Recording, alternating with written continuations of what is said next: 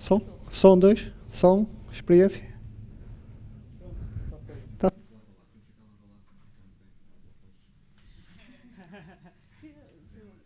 Mas estão confortáveis, tudo bem? Querem? Acho que é confortável. Olá. Pedro? Olá, bom dia a todos. Então, bem dispostos? Tudo bem? Não é só assinar, por favor. Comunica. Interajam um bocadinho mais, que isto está a ser transmitido em live streaming para a Sapo e para as nossas redes sociais. Portanto, fico feliz por estarem aqui. Somos poucos, mas somos bons. Boa. Obrigada. Bom, pronto. Não sei se já ouviram falar de nós. Nós somos a Google Developers Group.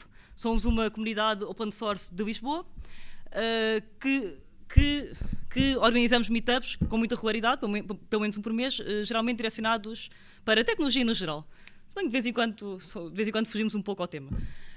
E este debate é o exemplo disto. Esta já é a terceira vez que realizamos um debate. E isto é um evento que antecede o nosso DFS, que é uma conferência que irá ocorrer amanhã. Ok? Estão a fazer sinais? Ok, está bem, desculpa. Sim. E este é um evento que antecede o nosso DFest, que é uma conferência que terá lugar amanhã. Ainda temos uns poucos bilhetes, julgo. Temos bilhetes? Ainda temos bilhetes, podem comprar bilhetes. Custa apenas 20 euros e todo o dinheiro da conferência será doado a uma instituição de solidariedade social. Há mais cidadania. Entretanto, sobre este debate, nós procurámos um tema que fosse bastante interessante mesmo para nós, que é o futuro dos esportes. E aqui nós pretendemos debater um tema que tem estado cada vez mais na moda, por assim dizer. Porque, por exemplo, mesmo a RTP já tem um dia dedicado ao esporte. E aqui nós queremos debater o que é que se vai passar a seguir.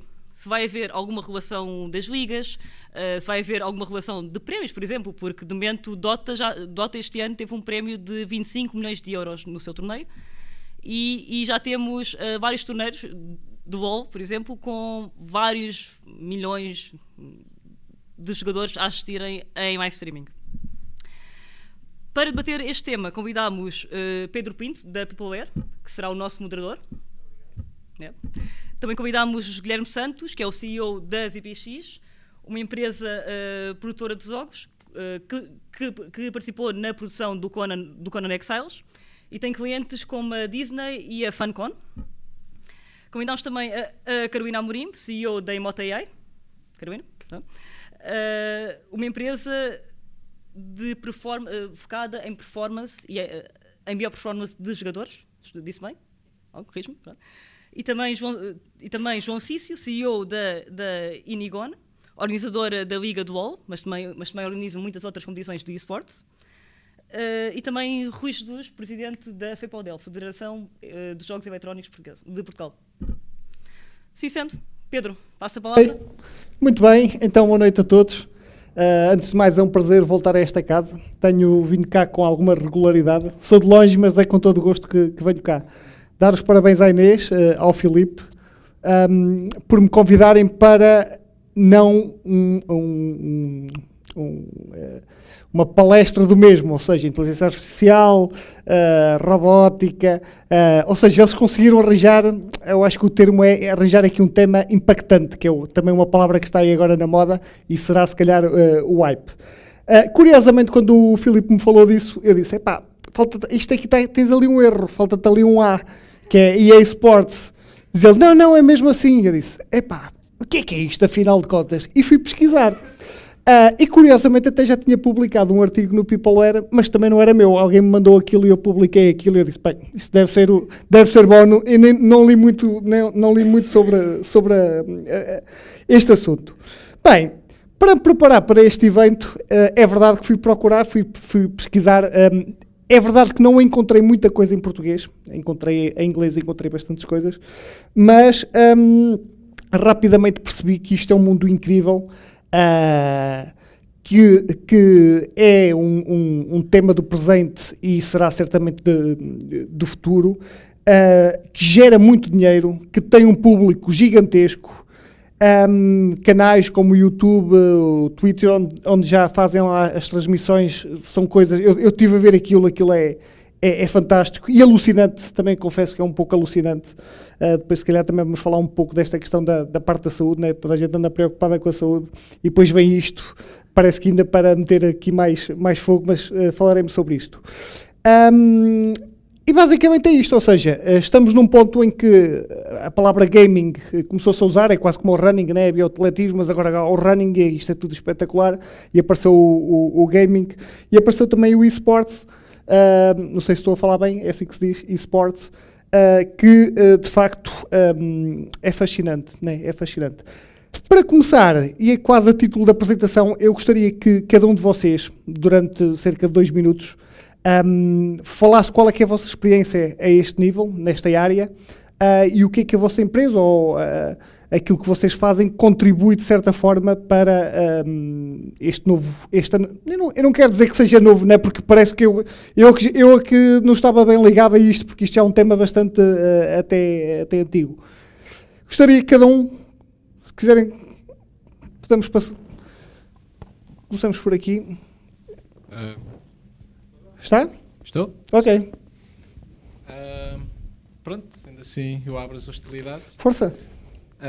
Portanto, eu, tal como o Inês referiu, pertenço à ZPX. A ZPX é uma empresa de desenvolvimento de videojogos, mais na prestação de serviços. Portanto, nós trabalhamos com outros clientes nesta área, temos projetos internos.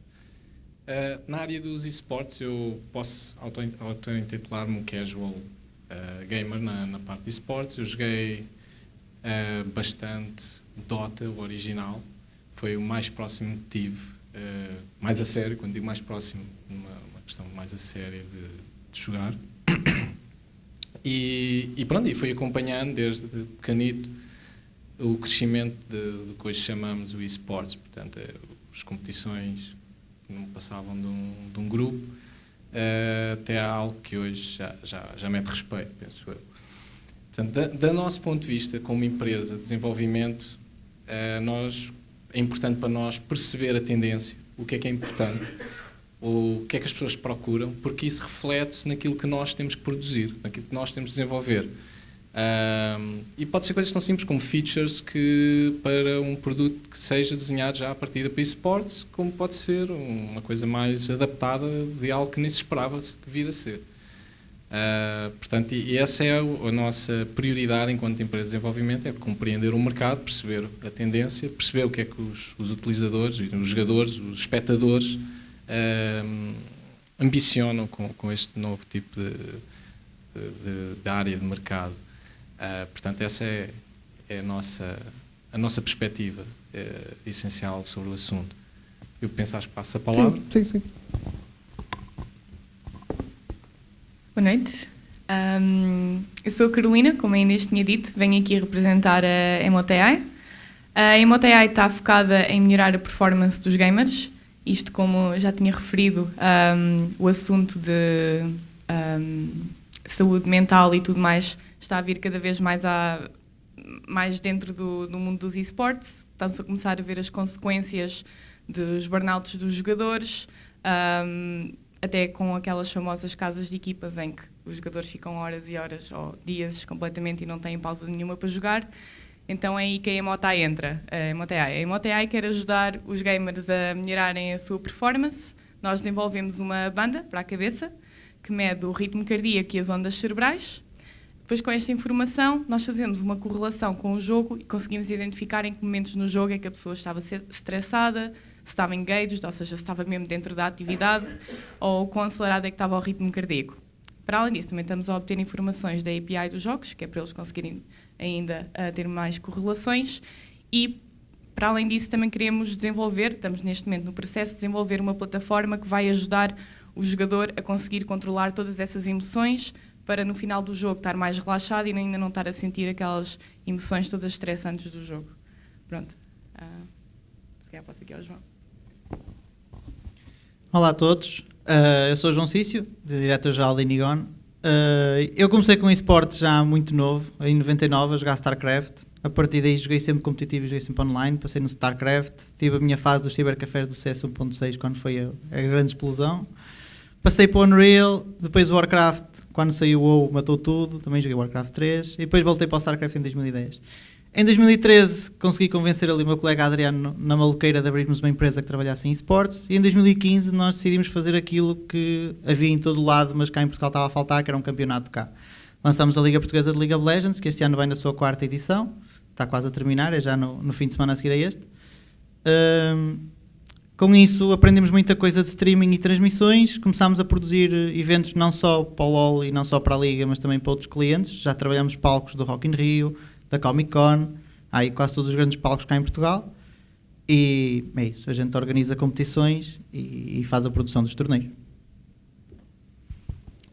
Obrigado, João. Olá, boa tarde a todos e a todas. O meu nome é Rui Jesus, estou aqui como Presidente da Assembleia Geral da Federação Portuguesa de Desporto Eletrónico, o que é uma coisa que, mesmo para quem não esteja ligado aos esportes, mesmo para quem está nos esportes, ainda é uma coisa estranha, um bocadinho. Exato. Já não, felizmente já não, é um projeto que tem cerca de 2 anos, mas eu costumo dizer, estou aqui e acabo por estar aqui hoje por causa do Sports, não por causa do I. Agora por causa das duas coisas, mas eu venho do Sports para o I. Portanto, a minha experiência é ligada ao desporto e à regulamentação desportiva, direito desportivo. Em Portugal já sou jurista e advogado ligado ao direito desportivo há mais de 20 anos, e o advento dos esportes, quando começa a chegar à Europa, podemos ser mais corretos, mas isso é outra terminologia, e-sport, no sentido de tradução literal de desporto eletrónico, não é? E os esportes serão as várias modalidades desse desporto e os vários jogos desse desporto. Começa a chegar a Portugal, à Europa, e nós enquadrados na Europa há cerca de 4 anos, foi quando eu comecei a estudar o fenómeno do ponto de vista da integração, de perceber, lá está, e toda esta lógica que é, se jogar não pode fazer mal à saúde, é um bocadinho como o desporto, porque o desporto supostamente é algo que deve fazer bem à saúde, e todas estas correlações e conexões que hoje se discutem a nível mundial.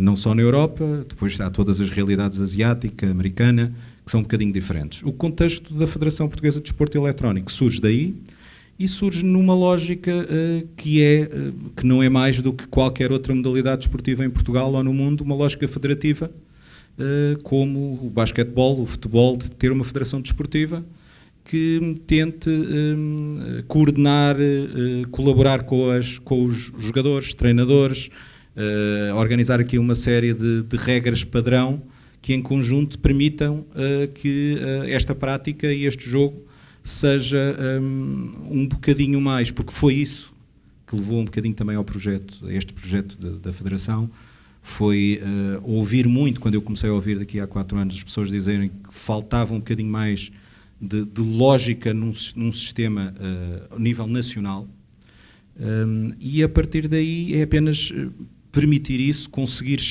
fazer essa melhoria e, acima de tudo, até porque estamos aqui num contexto mais ligado à tecnologia e à eletrónica, a questão de fechar aqui, de haver uma entidade que possa falar em bom nome da parte eletrónica, de todo o meio tecnológico e eletrónico ligado aos esportes, para a restante sociedade.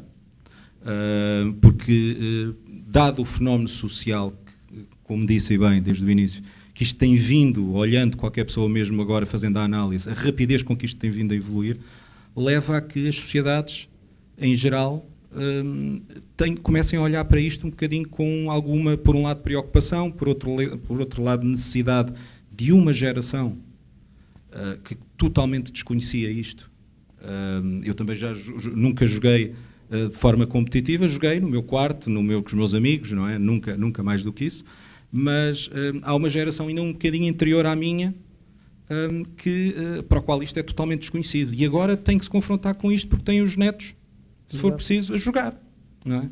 E é esse fechar de generation gap, digamos assim, que também levou a este início de projeto. Mas poderei depois, consoante o debate. Muito bem. Já agora aqui do público, quem é que vive neste mundo dos esportes? Ou melhor, a primeira pergunta, quem é que não sabia o que é que era isto dos esportes? Toda a gente sabia? Fantástico. Ok, eu que andava mesmo ao lado. Quem é que anda neste mundo então dos esportes? Como é que é a vossa vida já agora? Podem explicar? É porque eu li sobre isto e vi que de facto, como eu, por exemplo, faço running, não faço atletismo, faço running, eu acordo de manhã, vou treinar, depois tenho cuidados com a alimentação, tenho essas coisas todas. A vossa vida também é assim um bocado a esse nível? Ou não tem nada a ver? Vocês, sei lá, prendem-se num quarto, ficam lá fechados e estão a jogar online com pessoas de todo o mundo?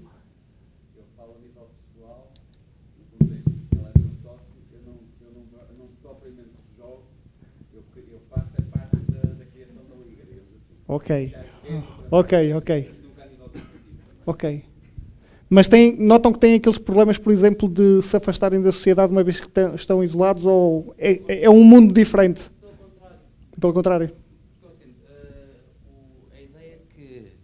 A ideia é que os esportes afastam as pessoas e fecham as pessoas num buraco, fechados em casa a jogar. Isso é mentira, porque a maior parte dos jogadores, eu lido muito com jogadores, a maior parte dos jogadores consideram as pessoas com que eles jogam muitas vezes os melhores amigos.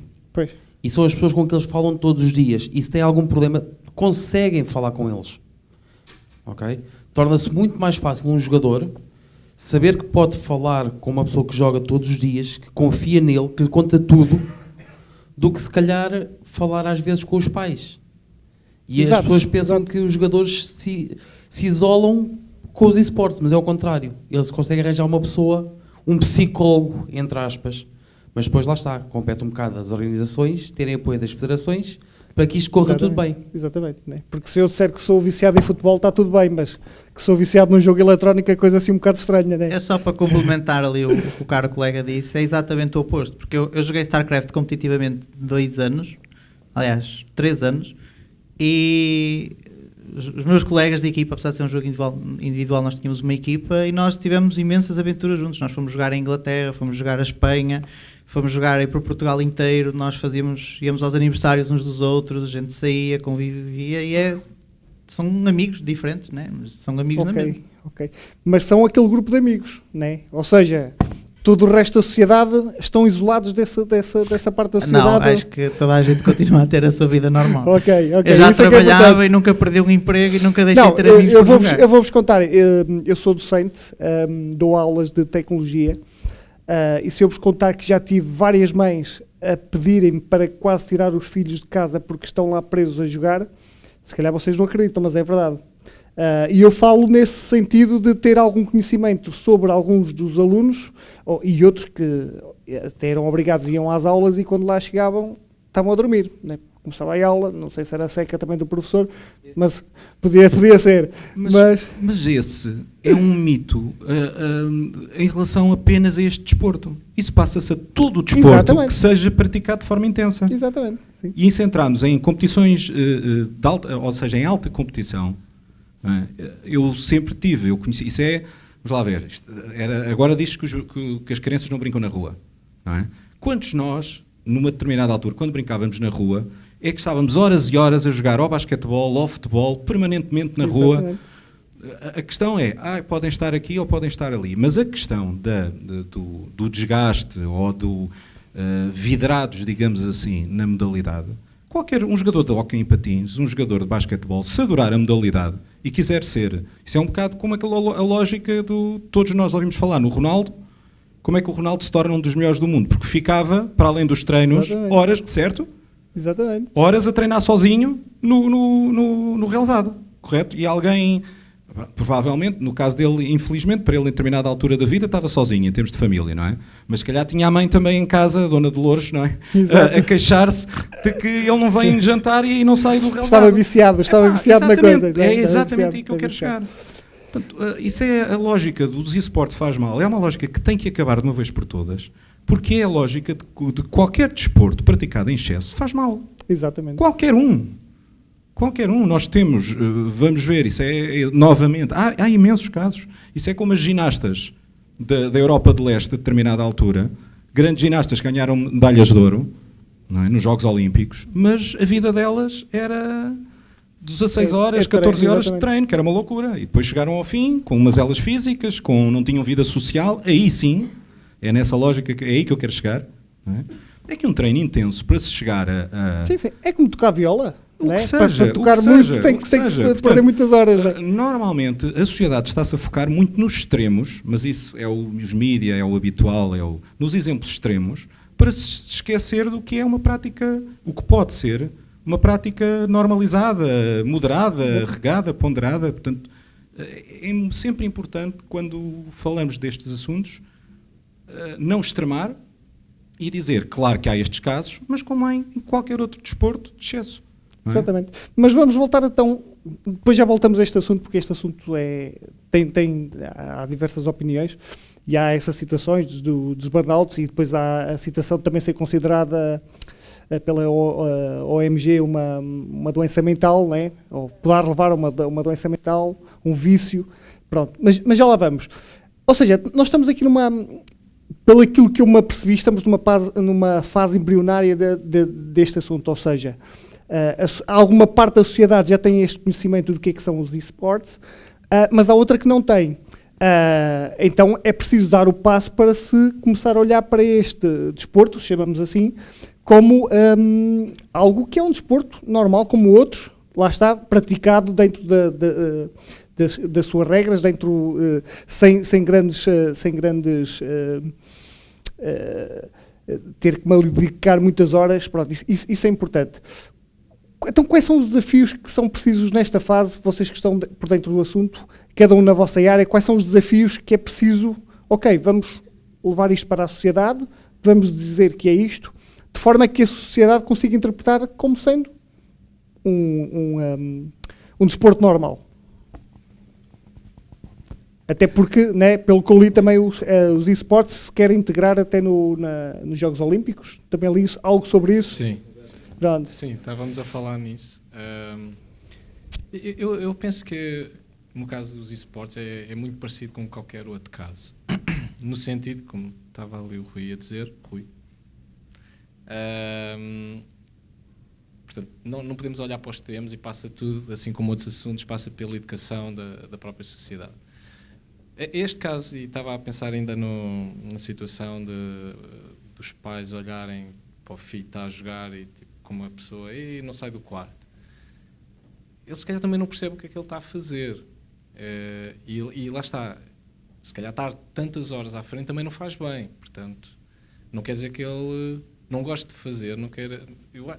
Tem que haver um equilíbrio. Tem que haver um equilíbrio, exatamente. Portanto, assim como se eu gostar de futebol, for todo dia para a rua correr, certamente vou ter problemas se não fizer as pausas adequadas ou se não me alimentar adequadamente. Aqui acho que é parecido. E vem ainda talvez porque a geração mais velha ainda não percebe nem tanto a questão dos esportes, ainda a parte do jogar, que só agora começa a compreender o que é jogar, já não é visto com maus olhos. Eu ainda apanhei um pouco aquela questão de tu estás a jogar, estás a brincar, tu trabalhas em jogos, tu brincas. Não. Isto é a maior indústria de entretenimento do mundo. Passou o cinema, portanto, eu não estou propriamente a brincar. E ainda vem um bocadinho por essa imagem, acho eu. Portanto, obviamente agora relacionado com os esportes dentro do tema, os esportes acho que herdou essa imagem, ainda meio negativa do que é que o meu miúdo está a fazer no quarto quando devia estar lá fora. E eu acho que vem um bocadinho por ainda não compreenderem exatamente o que é que isso significa. E, portanto, como se não compreende, tem que haver uma questão de educação. E para isso que acho que é o papel de haver estas federações, estas instituições que passam um bocadinho a mensagem e vão ensinando sobre isso. E, portanto, já agora lanço-vos o repto, ainda não acabamos, mas aos 4, porque é um tema muito interessante e deixo-vos o repto daquilo que vamos falar aqui, de cada um de vocês escrever um artigo sobre o tema, para depois publicarmos lá no People Air, se vocês quiserem, ok? Porque acho que quanto mais se falar sobre o assunto e mais desvendar estes tais mitos, alguns que vão ser aqui desvendados, outros que se calhar vão surgir, deixo-vos o repto a quem quiser, está bem? Eu agradeço. Agora perdi um bocadinho o fio à meada, portanto está na altura de passar a palavra. Exatamente, foi por causa disso que eu falei. Eu, pessoalmente, o que eu tenho nada a ver mais, e de certeza que os esportes agora estão cada vez a tornar-se mais mainstream, ou seja, as pessoas têm mais conhecimento do que está a acontecer, está cada vez, como a Inês tinha dito, a RTP também já está a mostrar os jogos e tudo mais. Eu acho que onde se nota mais a mudança na mentalidade das pessoas é quando os pais começam a dizer que é fixe os filhos jogarem porque o filho joga muito bem e vai começar a ganhar um monte de dinheiro para eles. Antes o que se via era mais ele joga demasiado, mas agora é ele joga demasiado, se calhar ainda há alguma coisa que pode dar para mim. E é o que, pessoalmente, é o que eu tenho nada a reparar mais. Mas eu concordo, eu acho que com a ajuda das federações e tudo mais, mostrar a boa palavra de que os esportes não é... É verdade que a Organização Mundial de Saúde classificou mesmo como um vício, mas, como estavam a dizer, quando é tudo levado ao extremo, é tudo um vício. Netflix também qualquer dia vai ser considerado um vício, quase certeza. Não sei se quer acrescentar mais. Até 2020, acho que até 2022, lá ao OMG, pelo menos é aquilo que eu estive a ler, que eles estão a olhar para esse assunto e depois vão fazer ali alguns ajustes, perceber se é... Eles lançaram a bomba, né? E agora... exatamente. Exatamente, sim, ainda não classificaram nada, né? Ainda não está nada classificado. Pode ser, é um alerta. Exatamente. Mas volto a dizer, é preciso enquadrar isso. É como beber álcool. Exatamente. O álcool bebido não faz mal em quantidade mínima. Não é? Totalmente de acordo. E depois há o alcoolismo, mas ninguém anda aí. Todos nós sabemos Há estudantes que entram em burnout a estudar, né? Estudar não é mau. tudo isso. Por norma não é mau, né? Força! Não, mas acaba por ser um bocado aquilo que eles falam. Acho que desde que isto já virou mais mainstream, já se passaram muitos desses mitos e já é muito mais fácil aceitar. E nós vemos muito isso nos pais dos nossos jogadores. Nós temos pais que vestem a camisola dos jogadores, vão para os nossos eventos torcer por eles. Temos outros que esperam até muito tarde na noite que eles chegam a casa. Tivemos um que foi campeão, o pai esperou até às 3 da manhã que ele chegasse para lhe dar os parabéns. E nós vemos essa mentalidade a começar a mudar.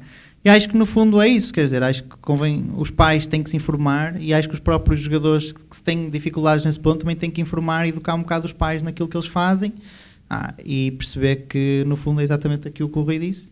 Isto é um desporto como qualquer outra coisa. Eles estão a treinar por uma coisa que gostam, por um objetivo que querem alcançar e se eles tiverem o apoio da família, corre de certeza muito melhor.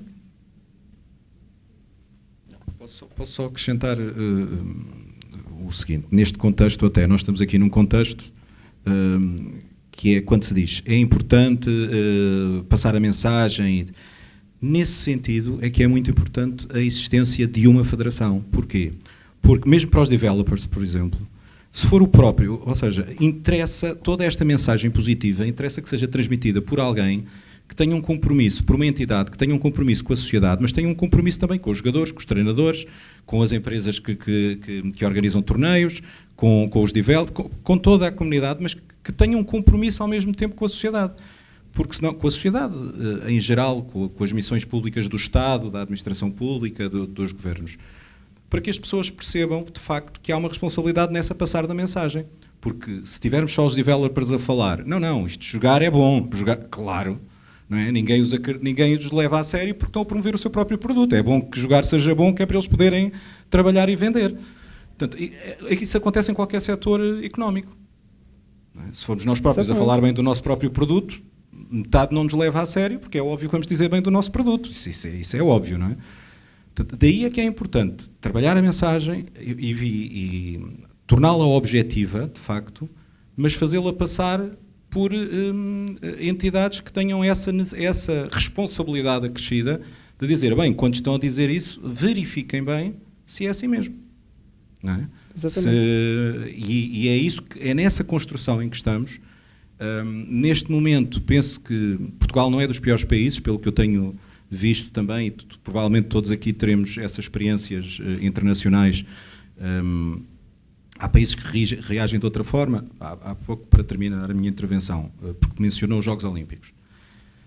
é outra questão, que nos poderá levar um bocadinho a outro tipo de discussão, mas que tem a ver com o desporto e com o e-sport no sentido do desporto eletrónico, não é? Mas os Jogos Olímpicos, agora em 2020 no Japão, no início, quando se começou a falar muito na possibilidade dos esportes aparecerem já em 2020, o grande problema foi ser no Japão. Porquê? Porque o Japão tem uma cultura muito anti-jogo, anti no sentido de regulamentação extrema, porque é uma preocupação social lá deles há muito, não é? Repare, a China é um país onde os esportes são dos maiores êxitos, não é? Independentemente da questão de quantidade, da proporção, mas é um país muito com proibições de jogo. De jogo no sentido do outro tipo de jogo, mas quando o mercado começa a funcionar e quando a dimensão começou a explodir, no bom sentido, teve que ser enquadrado numa prática que eles entendem positiva e não negativa, na diferenciação do jogo. Não é? E é esse trabalho que todos temos que ter, para além daquilo que cada um de nós faz na sua área específica de intervenção dentro dos esportes, mas que essa junção, essa agregação e esse todos arrumar para o mesmo lado e essa união só vai trazer coisas mais positivas e ganharmos todos em relação ao próprio desporto em si, desporto eletrónico, ganhar. Exatamente. Uma dúvida que eu tenho, por exemplo, existe, não sei quem é que me pode responder esta questão, mas existe captação de jogadores? Por exemplo, eu treino com o objetivo de ser o melhor dentro do jogo ou de conseguir, por exemplo, eu sei que o Sporting, como escrevemos também no artigo, o Sporting tem uma equipa de esportes. Eu vi no PeopleWare lá a pessoa que escreve sobre os jogos que houve dois elementos que conseguiram ganhar qualquer coisa. Não sei o que é que foi concretamente, mas existe, vocês que estão ligados a este mundo, por parte dos jogadores existe essa ambição de conseguir chegar a uma equipa? Existem equipas em Portugal? Existe todo um sistema desportivo montado. Quanto à ambição do jogador, a ambição depende muito do próprio jogador, não é? Há pessoal que gosta de jogar por jogar, há pessoal que gosta de jogar para se divertir e há pessoal que gosta de jogar para competir. Podemos separar, eu jogo online ou eu quero quero fazer esportes. Posso separar isso? É mais uma questão de objetivo mesmo.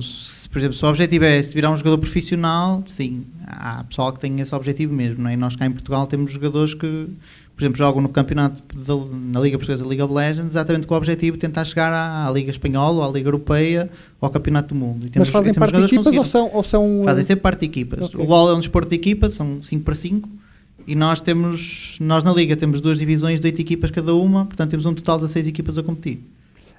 Uma coisa curiosa que eu li nesta formação de equipas, existem médicos, existem psicólogos, existem... sei lá, existem, todas as equipas têm staff técnico e todas elas têm staff técnico de diferentes capacidades. Isso existe todas em elas Portugal, têm, não é? Todas elas têm treinadores, todas elas têm analistas. Agora já não digo que todas elas têm psicólogos. Desta competição que estás a falar. Certo. Pois. Estou a falar das equipas de LoL, certo? Okay. Mas, uma competição específica. e eu sei que uma boa parte delas já tem psicólogos, já tem acompanhamento médico, já tivemos casos de jogadores que já foram mesmo a clínicas, das melhores clínicas de desporto em Portugal para ver os seus problemas. Eles são bem tratados. Muito bem. Alguém tem alguma questão a colocar aqui aos nossos fantásticos convidados? Tenho uma questão. Força. É uma curiosidade, porque estamos a falar só de jogos em geral. Mas agora houve aqui uma referência específica, que era o campeonato de WoW, World of Warcraft. Ou seja, os jogadores treinam especificamente num jogo ou são tipo multijogo e há campeonatos tipo é assim, triatlo e coisas assim do género? Não existem campeonatos multijogos, apesar que existem jogos que têm estilos muito diferentes. Por exemplo, se olharmos para o caso do LoL, é muito parecido com o Dota 2, é muito parecido com o Heroes of New Earth, que já não se joga, ou com o Heroes of the Storm, que agora é mais recente. Mas que é exatamente é um MOBA. Temos os FPS, temos RTS, temos vários tipos de jogos diferentes. Mas um jogador que quer ser profissional, ele dedica sempre a um jogo. Isso não o impede de jogar outro jogo para se divertir, mas o foco nele vai estar sempre num jogo. Ou então ele muito dificilmente consegue. É raríssimo haver um jogador que consegue ser muito bom em mais que um jogo. Mais alguém? Sim. Boa noite. Eu tenho uma questão talvez mais para o estimado orador da Federação, que, portanto, eu considero os esportes de facto um desporto, penso que é um jogo de perícia, mas acho que tem uma nuance que eu gostava de ouvir a sua opinião, que é os esportes, enquanto que nos dardos, que penso que faça parte dos Jogos Olímpicos, ou bilhar, snooker, esses jogos assim, mais de perícia, esses jogos não são a propriedade intelectual de uma empresa privada. E enquanto que aqui nos esportes temos diversos, como disse há bocado, gostei muito de ouvir, temos vários esportes, dentro do esporte temos vários esportes, cada um deles pertencerá a uma empresa privada, ou não, penso que sim, e é a propriedade intelectual dessa empresa. Como é que isso correlaciona com a Federação? Como é que isso deve... Imagino que uma pessoa de direito tenha imenso a dizer sobre esse assunto. Pronto. Vou tentar ser o mais prático, sintético e possível. Essa é uma questão recorrente. Se bem que cada vez menos, ou melhor, cada vez mais se está a esbater. Porquê? Ponto 1. Há aí uma ressalva que tem que ser feita antes de chegar à questão da propriedade intelectual, que é a questão dos... nenhum dos desportos que falaram faz parte dos Jogos Olímpicos. Nem o xadrez, nem os dardos, nem o snooker. Fala-se agora que poderá ser eventualmente dos Jogos Olímpicos, mas eu nem entraria nessa discussão, porque a questão dos Jogos Olímpicos é uma questão muito, muito abrangente, porque é questionar o que é o próprio olimpismo, porque o olimpismo já se distanciou um bocadinho do que é bem o desporto. Para lhe dar uma ideia, e o exemplo para não prolongar muito mais, os Jogos Olímpicos da Juventude, os Jogos Olímpicos têm, porque isso tem é um aspecto muito importante que nós nos esquecemos de debater, que é, uma coisa são os jogadores menores de idade, outra coisa é o jogador adulto. E, portanto, a questão sempre de problema de saúde, de prática, tudo isso, de enquadramento, de competição, não estamos ainda habituados nos esportes a fazer essa diferenciação, e é algo que se tem que começar a construir.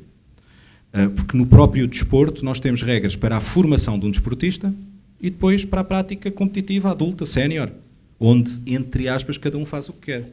Do seu corpo, da sua mente, somos adultos, cada um é responsável por si. QB, não é?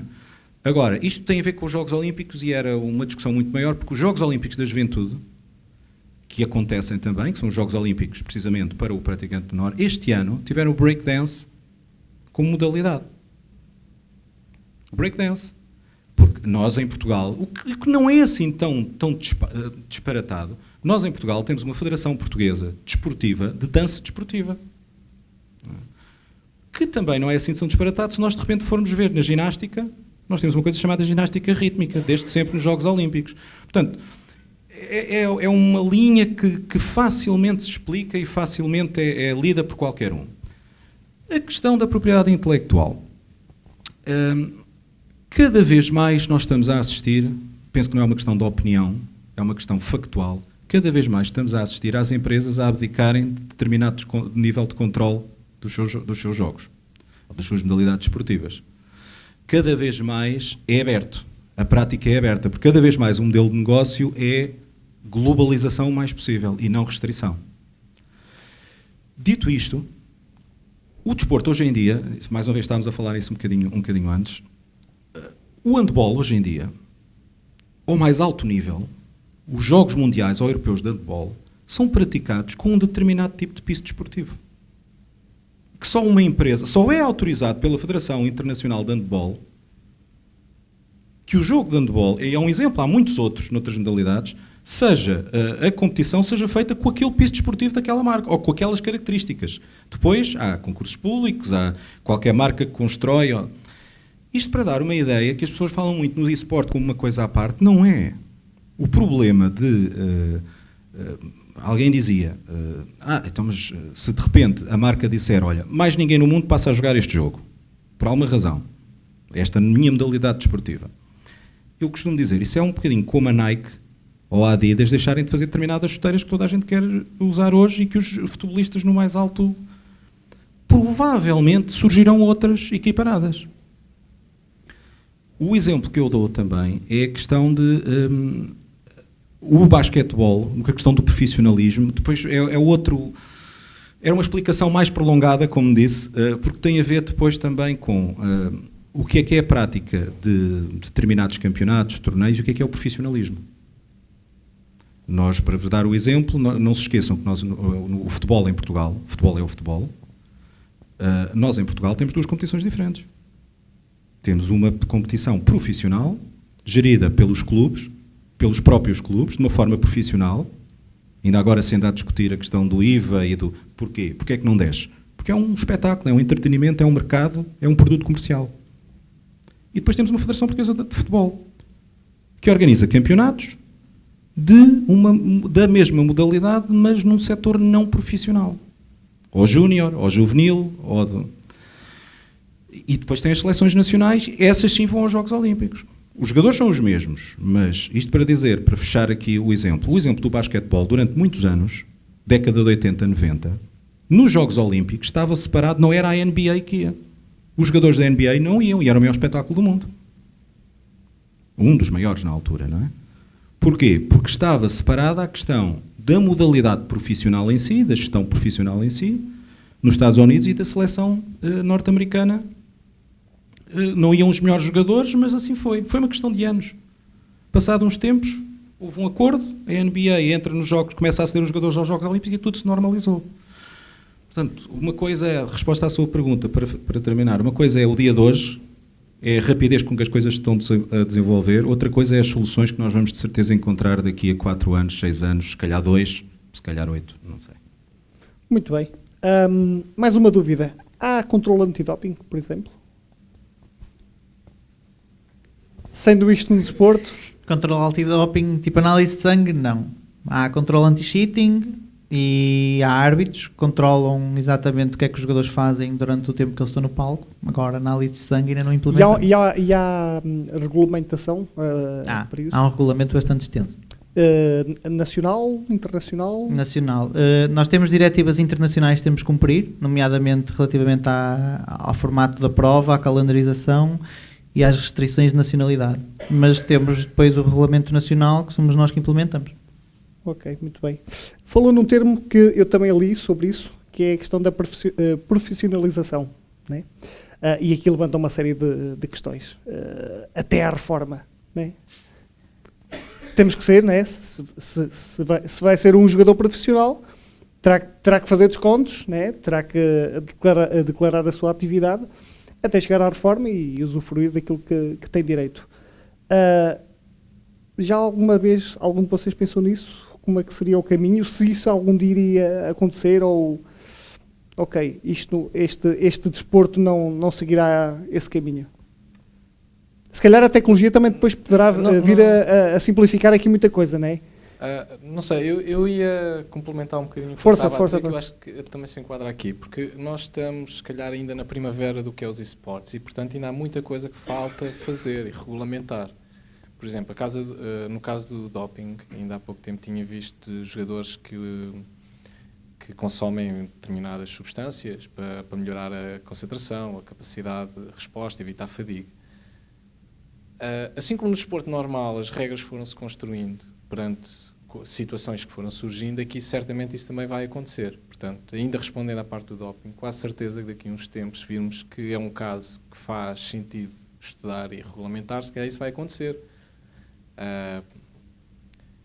Assim como, agora voltando à parte da profissionalização, se a popularidade dos esportes de forma geral for aumentando e se as pessoas estão a entregar a essa atividade, obviamente que faz parte das nossas instituições e Estado a perceber-se disso, a dar ponto e tentarmos agir perante isso. Portanto, eu acredito que se a tendência se mantiver, que os esportes continuam a crescer e a popularidade aumentar e a consciência do que é isso continuar a aumentar, eu acredito que sim, vai surgir algo nesse sentido. Não sei o quê, nem é a minha área, mas eu acredito que sim.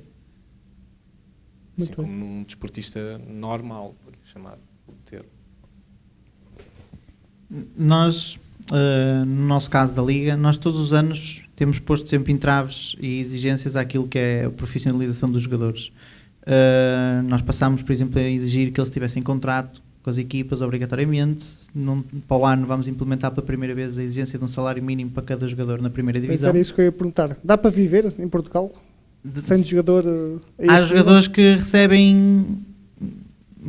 eles têm um leque muito, muito grande, mas há jogadores que recebem 250 euros, há jogadores que recebem 500, há jogadores que recebem 1000, não, por mês, salário mesmo. Há outros que recebem 2000. Nós tivemos cá em Portugal esses valores todos em vigor. Agora, se dá para viver, isso é uma pergunta para cada um, não é? Se eu viver em casa dos pais, se calhar com 500 euros... o salário mínimo, né? Que agora até querem passar para 600 mil ouvir da rádio. Agora, eu queria só acabar aqui, que relativamente ao tópico da reforma e dos descontos e tudo isso, acho que isso aqui é uma pergunta que realmente uma federação poderia contribuir mais do que nós próprios. É isso mesmo. Aliás, é mais rápido do que possa parecer.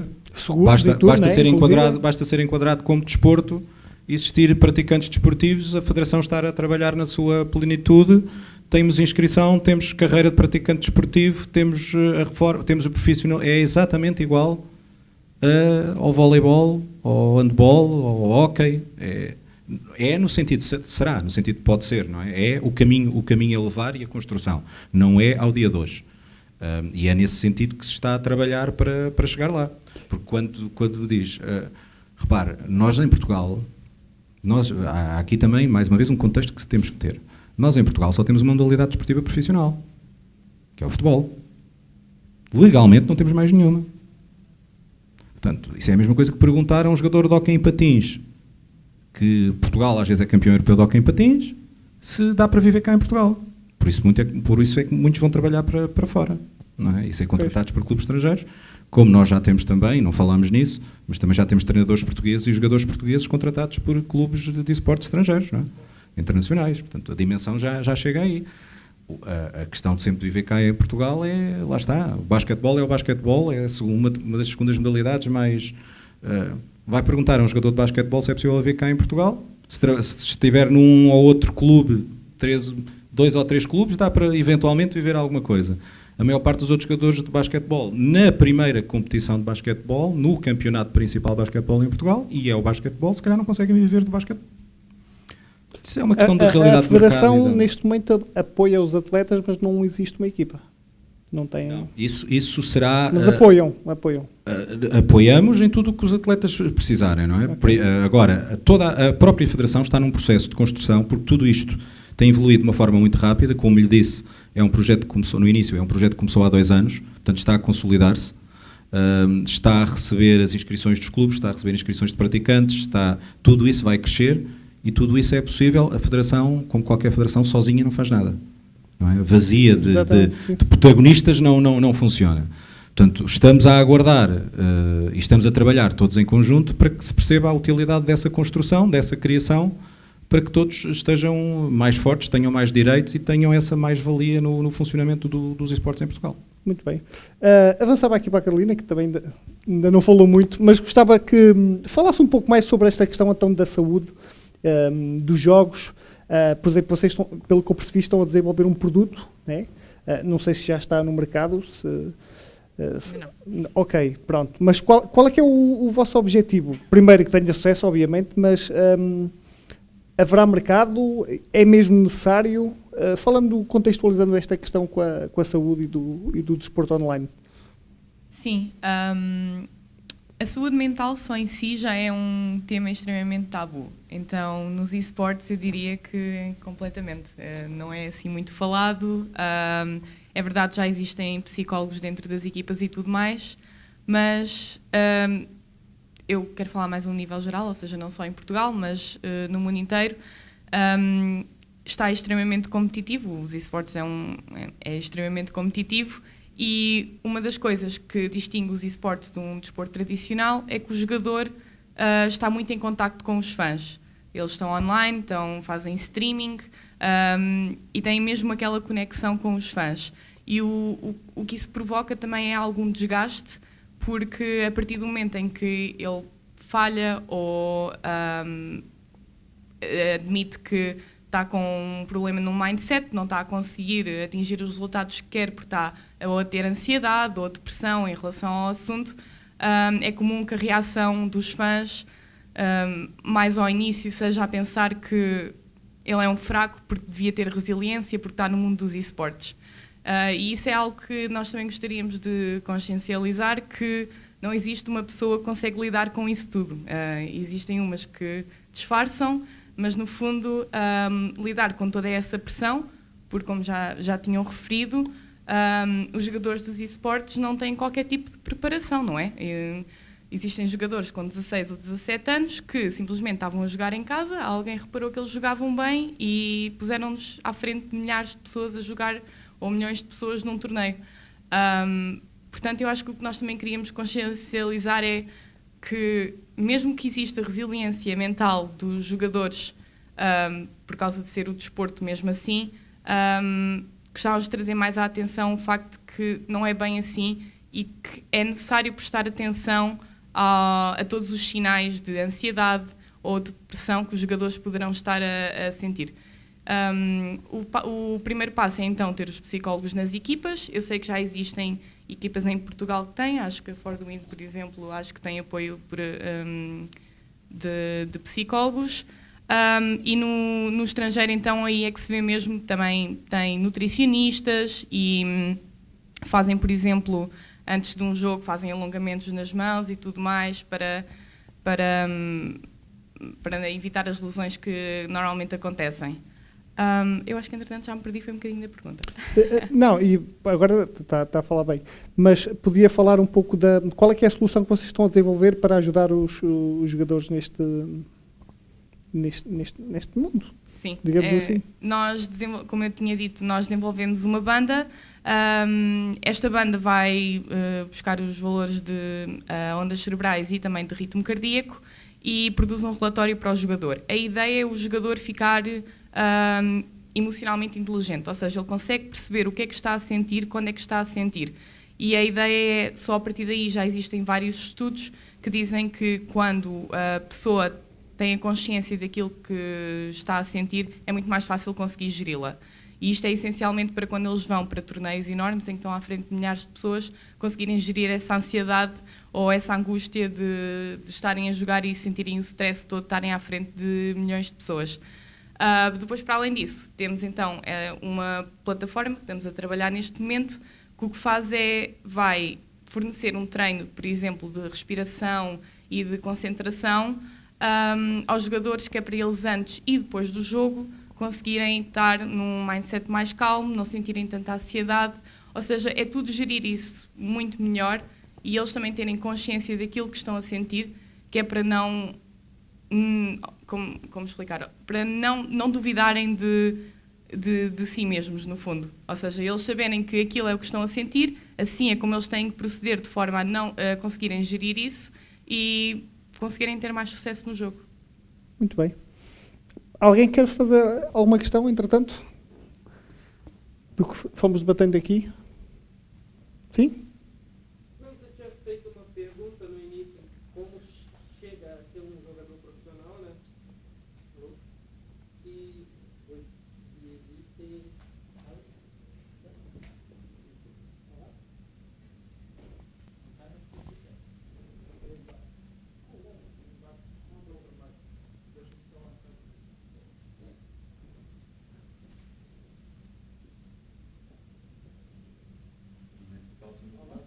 Exato. Já está?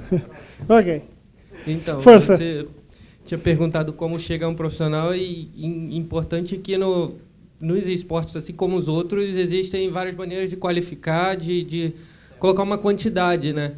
E geralmente, pelo menos os cenários que eu via acontecerem, o primeiro é a pessoa se destaca, o jogador se destaca bem num servidor, numa área que ele joga, e começa a ganhar reconhecimento além disso. E existem também as equipes que se formam e buscam um patrocínio, buscam algum nome, alguma empresa para conseguir entrar na área. E daí, né, eles acreditam ser competitivos o suficiente para se manter, ganhar competições. E também teve uma outra questão que vocês citaram, que foi que ela estava falando da saúde. E eu queria perguntar também se vocês vão monitorar screen time e, no caso, questão de... como diria? A questão de existem certas imagens, a variação de cores, a variação de formas, podem causar certos problemas visuais a longo prazo e também causar, iniciar ataques de epilepsia, esses tipos de forma. Existe alguma prevenção disso dentro do programa de vocês, do software ou do produto? Para responder então à segunda pergunta, nós neste momento não estamos a determinar nada disso. Primeiro, isso devia ser um cuidado que as próprias pessoas que estão a desenvolver o jogo deveriam ter. Corrija-me se eu estou enganada. Nós, por enquanto, não estamos a avaliar isso, estamos só a avaliar mesmo a performance do jogador. Mas eu, pessoalmente, não conheço nenhum caso em que os jogos de esportes tenham provocado ataques de epilepsia, mas, claro, que se tornar uma coisa que esteja a acontecer regularmente, nós podemos aplicar qualquer coisa no nosso programa, mas, por enquanto, nós não estamos focados nisso. Tão grave não, mas a questão visual é uma questão bastante relevante, obviamente, para um praticante de esporte. Sobre essa nota, e o que a Carolina também estava a dizer há pouco, a Federação já tem criado uma coisa que se chama o GASPD, que é Gabinete de Apoio à Saúde do Praticante Desportivo. E nesse Gabinete de Apoio à Saúde do Praticante Desportivo temos todas as especialidades, desde a ergonomia, porque quais são as vertentes essenciais da prática desportiva de esportes? A postura, a questão da ergonomia, não é? A questão visual, depois há toda a questão, obviamente, mental também, mas como qualquer, lá está, cada modalidade em si, se nós somos um praticante de tiro ao arco, é o problema do ombro, os tenistas, não é? Tudo isso. Portanto, a coisa já está, mas obviamente integrada, a questão do nutricionismo, tudo isso, porque a tendência que é das coisas que mais se ouve e é repetido, que é a questão das bebidas energéticas.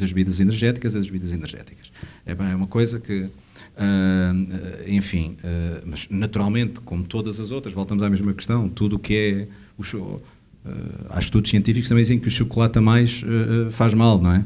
Há quem não queira acreditar nisso, mas parece que é verdade. Portanto, isso é tudo relativo. Mas sim, a ideia é, já existe a preocupação e a possibilidade de um praticante desportivo, de forma integrada, com as suas várias questões orgânicas e físicas, poder ter esse apoio. Só para complementar, só mesmo para dar uma comparação, o que estava a acontecer muito no passado era as equipas não terem tanto esta sensibilidade com o estado mental do jogador, e o que acontecia muitas vezes era quando o jogador entrava em burnout ou quando já estava muito ansioso ou tinha ataques de pânico, que acontece a vários jogadores, não livravam-se do jogador e iam buscar mais outro jovem de 16 ou 17 anos que encontravam que jogava bem. E agora o que está a acontecer mais e o que se está a ver mais é as mesmas equipas já terem mais esta noção, já terem este apoio todo, nutricional, fisioterapia e tudo mais, que é para conseguirem manter os jogadores e conseguirem manter a saúde mental dos jogadores durante muito mais tempo. Então agora vê-se que a carreira do jogador profissional está a aumentar. Será uma carreira mais curta, no caso? Comparado a um jogador, por exemplo, um jogador de futebol, né? Acho que vai 30, né? É uma carreira mais curta. A idade média de forma está nos 27 anos. 27 anos. Portanto, por volta dos 20 é quando as pessoas param de jogar. Há batota no mundo dos esportes? Infelizmente, Ok, mas havendo de fiscalização, né, como disse, devem existir árbitros, né, a avaliar. Essa batota é crível. Por exemplo... Não são só os árbitros, neste caso é mais o próprio jogo que faz a avaliação. No caso do LoL, o programa consegue detectar muitas vezes que outros softwares estejam a mexer com o jogo e a dar uma vantagem ao jogador. O próprio CS, por exemplo, também tem o VAC, né? Acho que todos os jogos têm algum tipo de ferramenta anti-cheating. Os árbitros também ajudam, né? Por exemplo, quando eles estão no palco é muito fácil alguém olhar para o computador e ver se o jogador acrescenta alguma coisa extra, mas infelizmente o cheating ainda é um problema nos esportes. Muito bem. Mas tem ali um colega que quer fazer uma pergunta. Força. Eu tenho uma pergunta lá de casa, Força. do Tommy, é para a Inigon. Oi. Quando falaste que vão pôr uma regra de obrigar salários, o Tommy perguntou, iremos obrigar a ter os salários para todos os patamares na LPLOL? Para todos os patamares, como? Para todas as divisões? Para todas as divisões, Não, sim, só para a não. primeira, para já. Ah, ok. Obrigado. A primeira divisão está sempre um passo à frente da segunda. Por isso é que se chama primeiro. Exato. Ainda só para... Força. Posso só dizer uma coisa em relação ao cheating? Eu cheguei a jogar Rainbow Six Siege semi-profissional. Estávamos a qualificar-nos para a ESL europeia. E nessas ligas, não só eles usam o sistema do Battle.eye, que é o que vem com o Rainbow Six, mas ainda obrigam-te a usar outro sistema que faz... aquilo é quase um rootkit no teu computador. Eu não me lembro do nome daquilo, mas aquilo grava todos os teus inputs, basicamente o input do hardware todo para o computador, gravam logo daquilo tudo, grava o teu ecrã e todas as equipas que estão a jogar têm que ter aquilo ligado enquanto estão a jogar numa match de qualificação, porque as matches de qualificação não são presenciais, são remotas, não é? E se uma equipa, por exemplo, não entrega o recording de um jogador, os gajos podem se chatear e desqualificar a equipa. Portanto, o Battle.eye não é suficiente. Eles já apanharam profissionais a fazer cheating, mas era normalmente cheating por hardware, que é o mais difícil de detectar. Tiveste um caso há pouco tempo de Counter-Strike, num torneio em que o jogador foi banido a meio do torneio porque apanharam com auxiliares de jogo. Há apostas também neste... Eu, por acaso, ia complementar a parte do cheating com essa questão, porque há países que não é legal, há países que é legal, mas há outro tipo de batota que é ligada à questão das apostas. Isso é match fixing. Pois. Isso é pior que cheating, quase. E só para terminar, há porrada também? Acredito que sim. Ok. Violência, exatamente, não é? Nós nunca tivemos, por acaso. Mas se tivesse também era logo bonito. Não, mas há muita porrada verbal. Não é? Não é?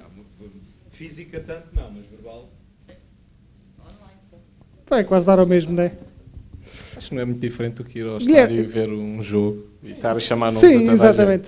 gente. Eu acho que aqui é mais que se calhar que não é o público a insultar, são mais os jogadores Uns aos a dar um taunt uns nos outros. Mas Pois, e depois se calhar está lá a família e tudo, e aquilo depois começa ali a criar ali o ambiente. Não é muito diferente dos outros. Exato. Mesmo no palco, eu acho que é um nível muito diferente, porque no desporto nós ouvimos insultos a sério lá e, né, e no palco nós ouvimos os jogadores muito a mandar umas balas verbais uns aos outros, mas nós, por exemplo, nós nunca aceitámos insultos. Agora há muitas vezes, ai, não jogas nada. Pois. Isso já não está a insultar Não ninguém. existe equipamento. Não, o jogador não tem equipamento, ou pode ter equipamento? Tem equipamento, tem sim. Equipamento Todas também? as equipas têm a sua jersey.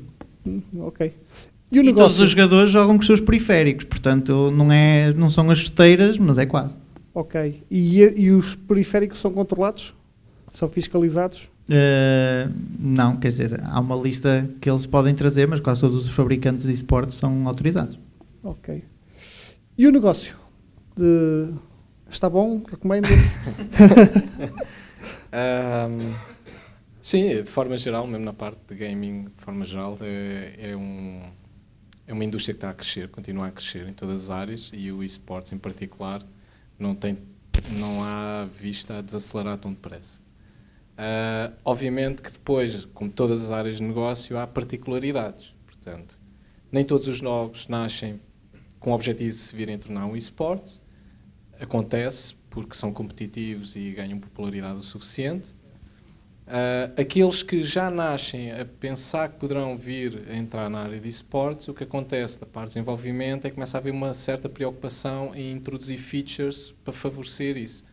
Por exemplo, a introdução de poder ter espectadores, de ferramentas para o espectador, que dá informação sobre o jogo. Portanto, do ponto de vista de quem vende, assim como qualquer outra área, tem que perceber o que é que o público está à procura, portanto, e introduzir essas funcionalidades. Sem querer interromper aqui o colega, eu acho que os esportes nisso têm uma coisa diferente de quase todo o resto da indústria, que é os títulos. Se nós olharmos para os títulos mais populares, o CS, o LoL, o Dota, são jogos que não vieram, que não foram desenvolvidos, são conceitos, aliás, que não foram desenvolvidos pelas empresas, né? O Dota e o LoL vêm do Dota, mesmo que era um mapa do Warcraft 3 que foi desenvolvido pela comunidade e depois aquilo ganhou um sucesso enorme. O CS foi uma mod para o Half-Life né? E são conceitos e estilos que foram desenvolvidos um bocado dentro da comunidade e que depois explodiram devido à sua popularidade.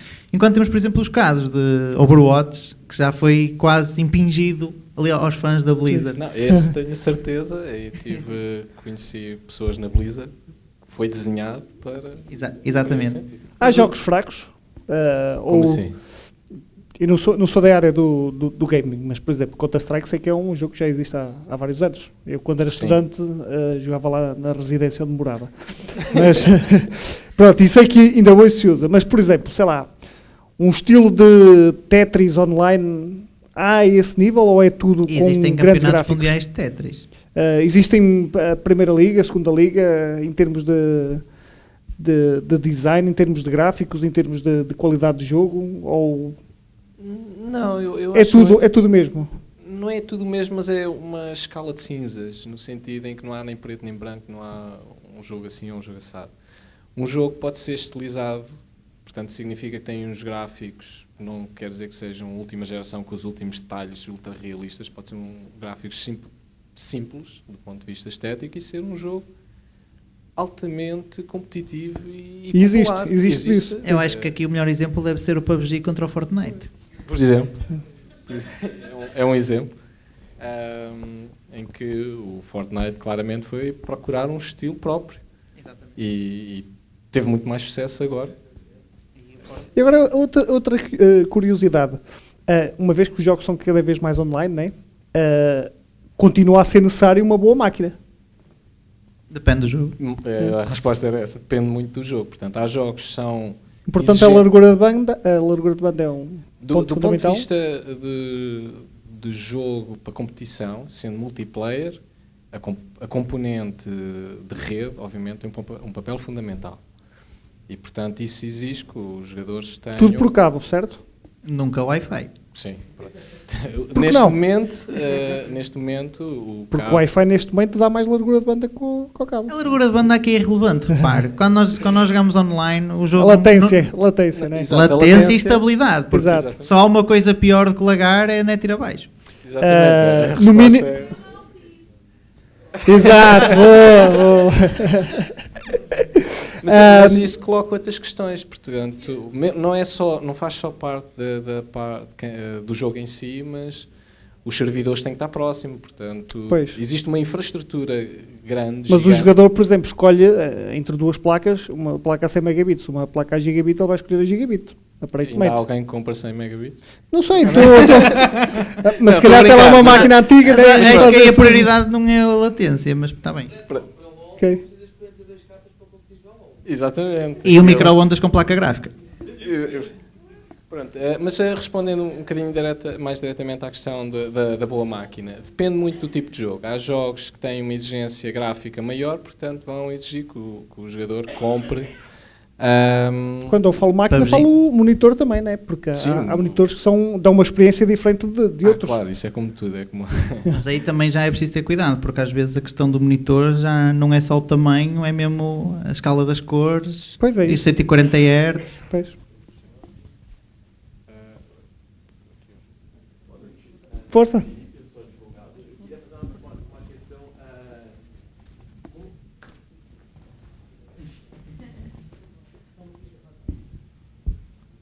Bom, boa noite, meu nome é Felipe, eu sou advogado e eu queria fazer uma questão, como que anda a parte jurídica dos esportes?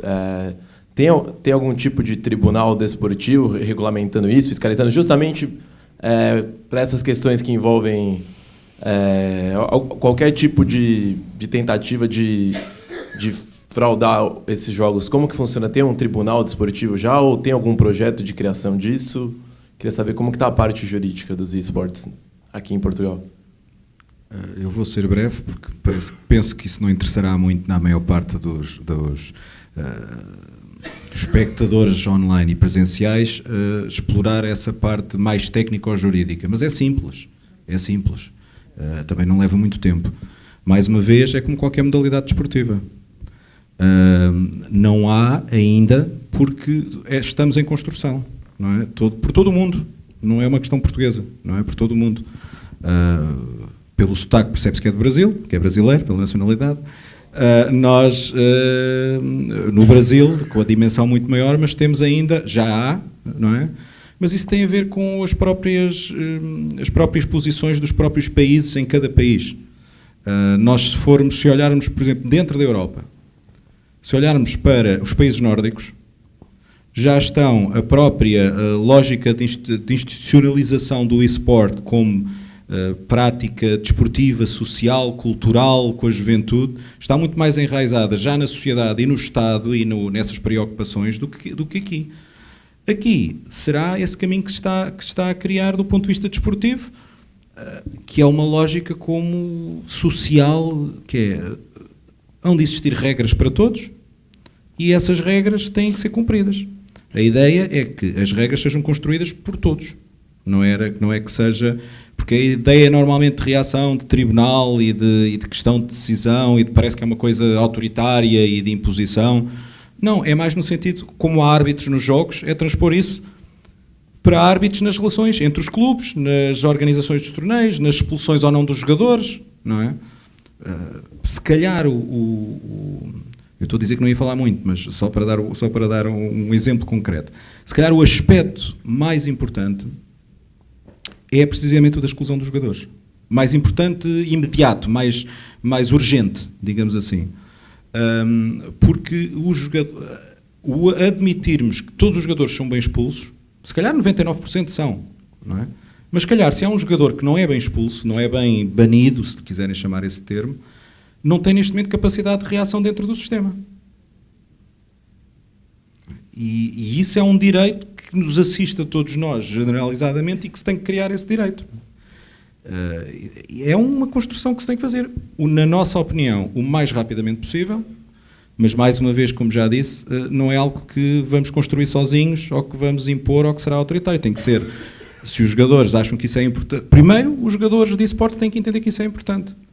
Primeiro, os treinadores de esportes têm que entender que é importante existir uma associação de treinadores, negociarem contrato coletivo de trabalho, tudo isso, não é? Estamos cá para ajudar, estamos cá para colaborar, para acelerar nisso. Agora é uma questão, a rapidez com que vai acontecer não depende só de nós. Muito bem. E em termos de plataformas, acham que as que existem chegam, por exemplo, para fazer a divulgação? Como, por exemplo, o caso da RTP Arena, não sei se há outras em Portugal que operam, não sei se, por exemplo, os portugueses, eu sendo um jogador, ou tendo uma equipa, se posso também transmitir lá, eu penso que isso não dá, né? Só dá tipo no Twitch ou no YouTube. Não existe, digamos, plataformas nacionais. Para fazer tipo uma comparação do tipo YouTube Vídeos e SAP Vídeos, por exemplo. Existe uma plataforma nacional. Temos o SAP, nós passamos o live feed que nós temos da Liga Portuguesa de League of Legends, passa na Twitch, passa na SAP e no meu canal. Ok, mas existe algum canal específico em Portugal? Não. Ok. Eu tenho conhecimento de algumas plataformas, mas estão muito ainda na fase embrionária, que seria do género de um Twitch, mas a conseguir dar dinheiro ao utilizador que está a ver o jogador a jogar. Ou seja, era monetizado em tokens, não dinheiro, okay. Por estar a ver um streamer. Isso é uma... Sim, estão agora a aparecer, é comum, acho que até tem muito sucesso no Brasil, por acaso, mas por enquanto são as únicas plataformas. Conhecem? É capaz de ser, sim. Entraram nas plataformas tanto de celular, eles criaram a app deles mobile e desktop para você transmitir direto e tem sistema de token aí. Interessante. Sim, há vários a aparecer agora, acho que há pelo menos mais 2 que eu tenho conhecimento. Há também esportes com dispositivos móveis? Clash Royale, Hearthstone, quem quiser. Muito bem. Há empresários também neste mundo? Empresários? Empresários que apostam nos jogadores? Exato, sim. Exato, agentes. Ok, fantástico. Aliás, agora o que tem-se andado a ver muito é cada vez mais os empresários investirem nos esportes, milhões e milhões. Pronto, não sei se então estava a desviar do assunto. E há cursos em Portugal? É este nível? né? Já que se forma um engenheiro, também formar um jogador, como há escolas de futebol, de handball. Mais uma vez, é um contexto de, primeiro tem que existir a prática desportiva reconhecida, profissionalismo reconhecido, para existir uma profissão. Não é? Mas sabem se há disciplinas, por exemplo, repara, que relacionam este nível? Disciplinas? Não, sei que estão em construção. Que têm conhecimento. Aliás, estamos um bocadinho neste discurso que é, sabemos que existem aí, portanto é os canais, é os cursos, mas é um bocadinho. Eu tenho conhecimento, por exemplo, que estão 3 projetos em construção de cursos ligados ao... Existem já de videojogos, mas isso não é a mesma coisa ao nível de desporto eletrónico. Não é? Já existem licenciaturas em videojogos, tudo isso. Agora, do desporto eletrónico, não. A única coisa que eu tenho conhecimento, ou ouvi falar, né, foi de forma mais ad hoc, no sentido em que pais reconheceram que os filhos queriam jogar melhor determinado jogo e há treinadores para isso. PTs, ok. E plataformas online para isso. Pronto, é mais isso. É o conhecimento que eu tenho. Sim, nesse sentido de curso específico para o jogo de treino, mas é mais nesse sentido, curso de treino, não é? De formação em jogo. Sim, não é um curso que eu vou tirar uma especialização. Sim. Lá chegaremos. O que se tem visto agora muito é, por exemplo, nos Estados Unidos da América, as pessoas, em vez de entrarem com uma bolsa de desporto, por exemplo, atletismo ou algo desse género, já poderem entrar com uma bolsa de esportes. Mais uma vez, lá está, é exatamente isso. Não é? Esse é um dos benefícios que trará um sistema desportivo. É o atleta, o jogador, poder ser reconhecido, que isso não existe neste momento. Exatamente. Não é? O que é que falta fazer, então? Falta a consolidação de um projeto, falta existir uma verdadeira federação articulada com o Estado, reconhecida legalmente. Portanto, há um processo jurídico que, aí sim, não é um processo legal, não é, olha, vamos fazer uma federação e agora hoje... Mas há gente a trabalhar nisso neste momento? Perfeitamente, não, como lhe disse, está a decorrer já há 2 anos de trabalho nesse sentido. Se tudo correr bem, mais um ano e as coisas estão no seu ponto. Mas está neste momento em construção. Está a trabalhar para isso. Muito bem. Mais alguma questão? Boa noite. É uma Carolina. Peço desculpa. É uma pergunta dirigida à Carolina Amorim. E o que eu queria saber era em que fase de desenvolvimento de vossa produção, se já estão a testar com alguns jogadores e se estão a testar com alguns jogadores, com alguma equipa ou algum grupo. Então, até agora nós estivemos a testar, foi em alguns campeonatos, por exemplo, tivemos em muitos realizados em um realizado pela Inigon. Estamos a testar também com jogadores amadores, ou até dentro da própria equipa. E estamos neste momento a finalizar a nova banda. Se forem ao website, essa não é a banda do aspecto final, já agora. Nós temos uma banda nova que vai sair no início do próximo ano. Vamos começar a testar com equipas a partir de janeiro, com equipas, queremos já a um nível maior e também equipas mais pequeninas, a fazer testes piloto e planeamos lançar uma campanha do Kickstarter no final de fevereiro. Claro que depois da campanha do Kickstarter poderão fazer pre-orders, mas o lançamento final do produto será só à volta entre setembro ou novembro.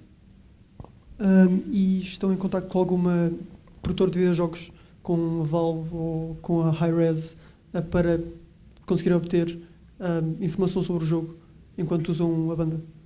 APIs, basicamente. Por enquanto nós estivemos em contacto com a Riot por causa do League of Legends, a informação que nos deram é que é um bocado complicado nós termos a API sempre a obter dados do jogo, mas é um processo. À medida que vamos validando a banda e o mercado e tudo mais, é que eles nos começam a dar mais margem para nós termos acesso a esses dados. E o RGPD estrubou aí no meio da coisa? Não vi. O RGPD estrubou? O Regulamento Geral de Proteção de Dados?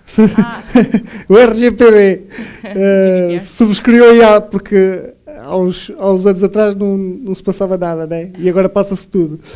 Toda a gente agora tem medo do GDPR. Exato. A única coisa do GDPR é que tem que se informar o utilizador daquilo que se está a fazer com os dados. Okay. É só isso. E nós somos completamente públicos do que é que estamos a fazer com os dados do jogador. Por isso. Ok. Não, ainda mais porque são dados ainda mais sensíveis, não é? Sim, todos os dados que estão a ser tratados são todos anónimos. Nós nunca sabemos qual é o dado de cada um dos jogadores. Ok. Havia aí mais questões? Sim. Nós estamos também a receber perguntas lá em casa. Boa. Portanto, pergunta para o Rui Jesus. Perguntam se a Federação tem por objetivo regulamentar os esportes. Naturalmente, sim. Agora, temos visto ao longo deste ano é que a palavra regulamentar parece que assusta muitas pessoas. O regulamentar no sentido de organizar será mais essa a palavra, não é? Qualquer organização, para qualquer um de nós conduzir em Portugal, tem que obedecer a regras. Tem que, por mais que queira ou não queira, tem uma lógica, não é? Portanto, isto tem tudo a ver com uma lógica coletiva de entrada num sistema desportivo e tudo isso ser feito com naturalidade. Mas lá está, já existem todas as competições. O regulamentar, se for no sentido de colocar regras, hoje em dia qualquer torneio, qualquer competição ao nível mundial tem as suas regras cada vez mais rigorosas, como já falámos, em diversos aspectos, não é? Portanto, é assim mesmo, isso faz parte. Eu tenho aqui uma questão que é, já falaram aqui dos tokens. Gostava de saber em que ponto de situação é que está a adoção da tecnologia da blockchain e das cryptocurrencies, visto que é uma tecnologia muito disruptiva e mais cedo ou mais tarde ela vai... É aí que vai entrar a reforma de jogador, vai ser tudo através desses métodos. Acreditem que vai ser. Há uma plataforma que usa a Steam Blockchain, chamada D-Live, que tem exatamente o propósito de criar uma alternativa ao Twitch, onde os jogadores possam fazer stream e não estar dependentes de refunds, como há muito na Twitch, ou de certos regulamentos mais strict. Portanto, é uma alternativa válida para os jogadores fazerem stream nessa plataforma. Eu sei que há plataformas novas que estão agora a aparecer que até estão a tentar utilizar os tokens para depois fazer apostas nos jogadores, mas ainda está tudo muito no início. Só um momento, tem de ser com a pergunta, tem de ser com o microfone, senão ninguém ouve.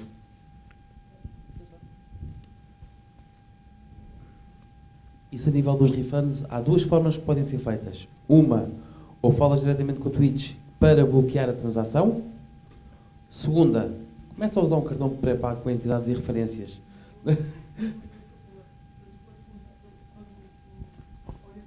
Faz uma doação ao streamer. A pessoa que faz a doação tem 6 meses neste momento. Foi atualizado, se não me engano, há 3 meses ou uma coisa do género. Essa pessoa tem 6 meses para pedir o refund dessa doação. E é aí que eu vejo uns problemas que um jogador está a fazer stream, recebe doações de várias pessoas e no fim do mês pode-lhe, ou 3 meses depois ou 4 meses depois, uma data de pessoas podem pedir o dinheiro de volta.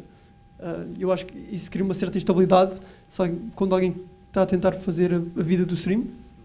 Acho que cria alguma instabilidade para as pessoas que estão a fazer esse trabalho. Mas isso tem um problema por causa da lei portuguesa. Isto o Rui é capaz de responder melhor do que eu. Porque na lei portuguesa eles consideram as donations como um lucro. Ou seja, é um lucro que a pessoa está a ter e tem que pagar os impostos disso. Por isso é que há os tais 6 meses que eles podem reclamar. Pronto. Mais alguém? Eu queria só perguntar se estão a fazer controle de doping para os jogadores. Na Coreia já apanharam, acho que era um jogador de StarCraft 2, uma coisa assim, tomava Adderall. Adderall é tipo um medicamento para o déficit de atenção. Mas aquilo é uma metanfetamina, basicamente aumenta o nível de foco da pessoa, não sei se... Mas é um problema que existe em qualquer desporto competitivo, as pessoas querem sempre ganhar um edge, não é? E está a pensar que se vocês têm planos em fazer controle desse tipo de substância? Naturalmente que sim, de uma forma muito direta. Aliás, nesse sentido, mais fácil para nós do que quem já começou a fazer e construiu regras próprias e nesse sentido teve um trabalho e um avanço e uma preocupação que é bom fazer notar. Para nós será muito mais fácil. Porquê? Porque existe uma agência mundial antidoping no desporto, com listas, existe uma lei muito forte nacional no desporto de prevenção antidoping, existem laboratórios próprios. Portanto, a partir do momento que seja enquadrado como desporto, é aplicar o que se aplica a qualquer outra modalidade desportiva.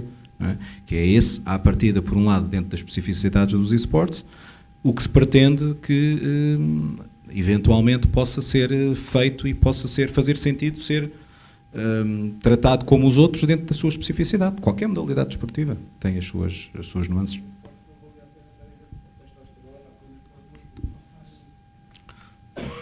Eventualmente. A parte técnica, aí já deixo com os peritos e os experts nesse sentido. Não sei que experiências é que tens tido a esse nível. É assim, nós não fazemos análises aos tipos de substâncias, né? Mas tentamos sempre estar atentos e até agora ainda não apanhámos nenhum caso que fosse assim significativo de alerta. Até agora acho que todos os jogadores que nós tivemos, pelo menos ainda não vimos assim nenhum que suspeitássemos de nada.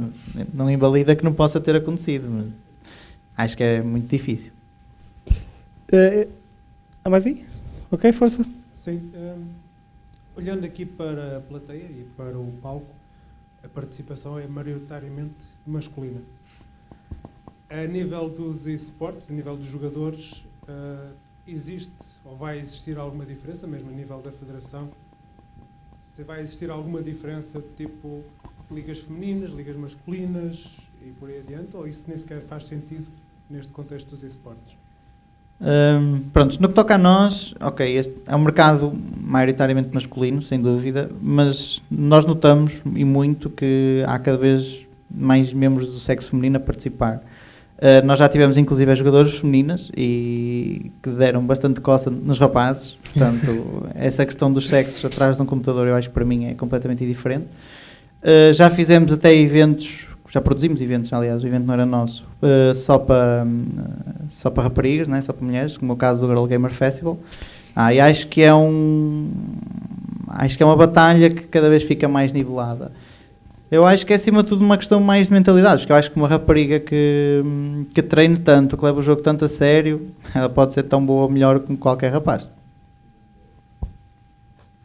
Não tenho muito a acrescentar, é isto mesmo, ou seja, há uma preocupação generalizada hoje em dia da promoção da igualdade de género por uma lógica natural e é assim que deve ser, e o desporto cada vez mais nisso está também envolvido, sendo que os esportes têm uma grande vantagem, de facto, é que dessa igualdade é quase, não é quase, é total, é absoluta, não é? Quando na maior parte dos outros desportos há sempre uma questão eventualmente física, na maioria dos outros desportos, orgânica, nesse sentido da diferença entre os corpos e nesse sentido não quero ir por aí. Não, porque então aí se formos fazer leituras de mente provavelmente ganham à vontade e têm resultados provavelmente muito melhores, mas tem muito, é um caminho, acho, para ser sincero, parece-me que cada vez menos é uma questão sequer a ser colocada. Cada vez menos é mais, será perfeitamente natural e assim que deve ser, quase nem. A abertura, mais uma vez, isso agora só quem cá está há mais anos do que eu é que me poderá explicar porque é que isso nunca aconteceu e porque é que sempre foi, ou seja, porque é que o jogar computador e a prática tem sido uma coisa muito masculina, essencialmente masculina. Não é? Porque os primeiros do que eu tenho assistido, e ainda hoje, nós formos a estes eventos, o João mencionou um, há outros, mas esses, qualquer um de nós que vai a esses eventos não vê uma percentagem mínima, para não dizer zero não será, mas não vê raparigas, mulheres, meninas a jogarem. Não vê. Independentemente do jogo, que é outra nuance. Independentemente da modalidade desportiva que está em causa. Podia-se dizer... Carolina quer falar. A Carolina quer falar. Eu acho que também, só para acrescentar, eu acho que também passa também um bocado pelos influencers, as pessoas que tu conheces no mundo dos esportes que são famosas têm sempre tendência a ser homens. E acho que mulheres ou raparigas, quando estão a começar a ver disto e veem sempre que o influencer é um homem, se calhar não lhes passa tanto na cabeça. A Carolina joga? Começarem mal. Eu gosto mais de ver. Ok. Mas eu concordo que não deveria haver qualquer tipo de distinção, mas também acho que ainda estamos espero eu que não estejamos, mas acho que ainda estamos um bocadinho longe, até porque no Festival do Girl Gamer houve um debate até acerca de se deveria meter as raparigas dentro dos campeonatos ou se deveriam ser campeonatos à parte e ainda não há nenhum consenso. Há pessoas que veem que o cérebro de uma mulher funciona diferente do cérebro de um homem, portanto só a partir daí já não deveriam estar dentro do mesmo campeonato. Eu acho que é uma questão a averiguar no futuro, mas não estou a ver isso a acontecer no futuro próximo. Ok, chegamos a um ponto. Eu Força. queria acrescentar mais uma coisa que pode ser um fator, que é, parecendo que não, há muitos produtos e muitos jogos que ainda são feitos ou desenvolvidos a pensar no público-alvo masculino. Não quer dizer que não haja jogos para raparigas, até porque neste momento, dependendo do tipo de jogo, há mais público feminino numa determinada área do que masculino. Mas neste caso em particular, eu penso que os jogos, embora estejam a trabalhar muito na igualdade e na ser atrativo tanto para o masculino como para o feminino, mesmo assim ainda vem talvez da herança passada. Não sei exatamente porque é que começou só maioritariamente masculino, não sei explicar isso, mas pela herança ainda há muito produto desenhado mais para a parte masculina. E isso pode levar a que na parte dos esportes ainda seja maioritariamente masculino. O que se pode dizer, e o que tenho assistido, em todos os eventos que tenho participado, há um esforço real de tentar trazer o público feminino. Muito bem. Então estava eu a dizer, chegamos a um ponto, há ali mais uma questão, se calhar. Coloquem as vossas questões, que é para depois fazermos uma conclusão final. Bem, isto é capaz de ser vai criar aqui um bocado de confusão. Na vossa opinião, acham que o artigo 13 poderá alterar um bocado o futuro dos esportes? É uma boa questão. Maldito artigo 13. Boa. Foi a pior, não digo que foi a pior. Não está cá o ante, pois não. Por isso está tudo bem. Porque como já é, por um lado, dada a hora adiantada, não vale a pena estar a ir muito por aí. Eu acho que é muito cedo, sinceramente, é muito cedo ainda para encarar essa questão. Acho que as coisas não estão ainda perfeitamente definidas. Todas as consequências que podem daí vir não estão. Um exemplo do que nós já demos aqui, o RGPD, o que parecia que ia ser. Certo? É verdade, certo? exatamente. Certo? É verdade. Quando se começou a falar nisto, parecia que ia ser. E o que foi? Deixe-me só colocar uma questão. A questão é feroz, é verdade, mas em que sentido? O artigo 13, onde é que poderia influenciar? Porque não estamos propriamente a usar conteúdos sobre direitos autorais. Não, pois. É? Pois. Essa até entra um bocadinho na Contanto questão que os esportes maioritariamente são transmitidos em stream. Ok. Muitos dos jogadores têm a sua stream pessoal, mesmo quando estão a treinar, têm a sua stream pessoal.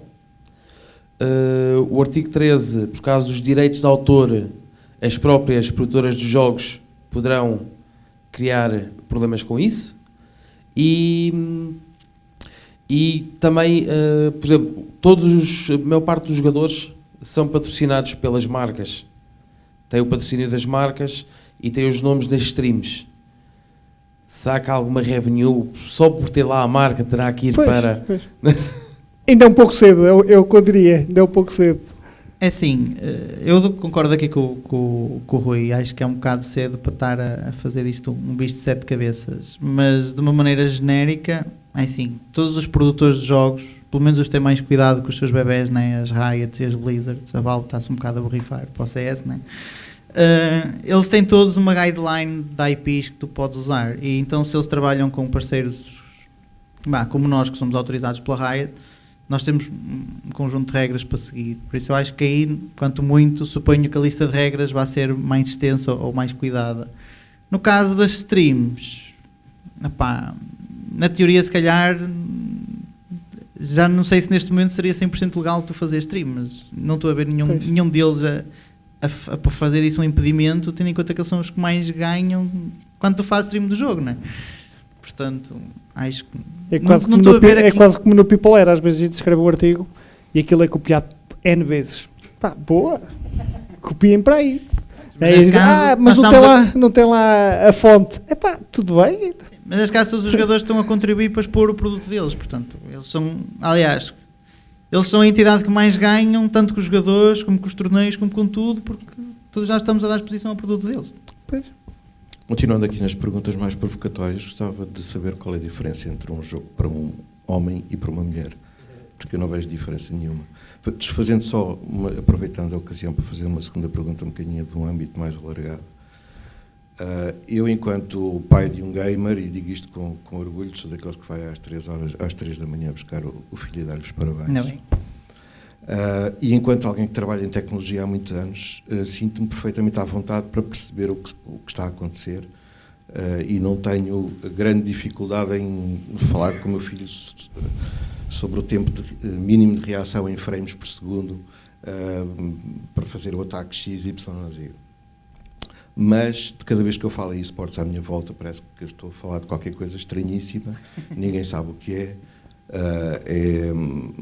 E mesmo, eu trabalho no SAP, e às vezes mesmo, e reparem, pessoas que trabalham em tecnologia à minha volta, sinto-me um bocadinho um evangelista, um bocado perdido, porque falo do tema e ninguém consegue perceber. Eu tenho que mostrar um bocadinho, às vezes, clipes da Evo, ou dizer quanto é que o Sonic Fox ganhou na última Evo, para as pessoas de repente perceberem e dizerem, para lá, há muito dinheiro envolvido aqui, há muita gente a trabalhar nisto envolvida.